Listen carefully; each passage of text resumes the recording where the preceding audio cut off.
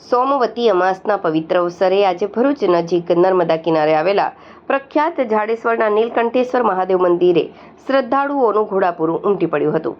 વહેલી સવારથી જ ભારે ઉત્સાહ અને ભક્તિમય માહોલ વચ્ચે હજારો ભક્તોએ પવિત્ર નર્મદા નદીમાં આસ્થાની ડૂબકી લગાવીને પિતૃ તર્પણ અને દાન પુણ્ય કરી ધન્યતા અનુભવી હતી. હિન્દુ ધર્મમાં સોમવતી અમાસનું વિશેષ ધાર્મિક મહત્વ હોવાના કારણે વહેલી સવારથી જ મોટી સંખ્યામાં ભક્તો નર્મદા ઘાટ પર એકત્રિત થવા લાગ્યા હતા.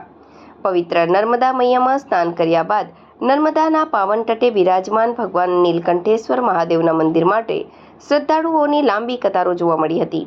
શ્રદ્ધાના ઘોડાપૂર વચ્ચે સમગ્ર મંદિર પરિસર હર હર મહાદેવ અને બમ બમ બોલેના નારાઓથી ગુંજી ઉઠ્યું હતું.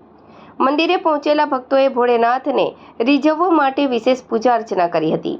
શ્રદ્ધાળુઓએ ભગવાન શિવજી પર જળાભિષેક, દૂધાભિષેક અને બિલીપત્ર ચઢાવીને ધન્યતા અનુભવી હતી. તેમજ પોતાના પરિવારની સુખ શાંતિ અને સમૃદ્ધિ માટે પ્રાર્થના કરી હતી. તહેવારને પગલે મંદિર પ્રશાસન દ્વારા પણ દર્શનાર્થીઓની સુવિધા માટે ખાસ વ્યવસ્થા ઊભી કરવામાં આવી હતી.